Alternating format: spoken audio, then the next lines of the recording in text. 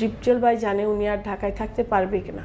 উনি এগুলি প্যাকেজ বিক্রি করার জন্য অলরেডি লোক লাগাই দিছে। সব ডিপজল খায়, ডিপজল দেখে। ডিপজল ভাইকে তার আমরা পাই না, কোন মোবাইল সে ব্যবহার করে তাও আমরা জানি না। তো পুরান মোবাইলগুলো সবটি চেষ্টা করছি, সবটি বন্ধ পাইছি। তো এক পর্যায়ে বোনরা আমরা এটা কোর্টের মানে মামলা দায়ী করলাম। দায়ী করে তখন দেখছি যে আমাদের জানমানের খুবই হুমকি। কারণ ডিপজল ভাই তো এর আগে অনেকবার বলছে সম্পদ চাও না স্বামী চাও, সম্পদ চাও না ছেলে মেয়ে নিবা, কাকে নিয়ে খাওয়াইবা। এখানের একটা জমি ওনার আমাদের দেখাক যে আমার বাবার অংশের থেকে আমাদের বুঝাই দিছে। কোনো দলিলে সে দেখাইতে পারবে না আমাদের নামে 2-5 বিঘা জমি লেখা আছে। সম্পত্তিগুলো টোটালি হলো আমার বাবার।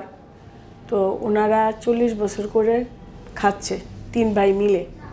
এখন ওনাদের অনেকবার আমরা বসছি মা থাকাকালীন।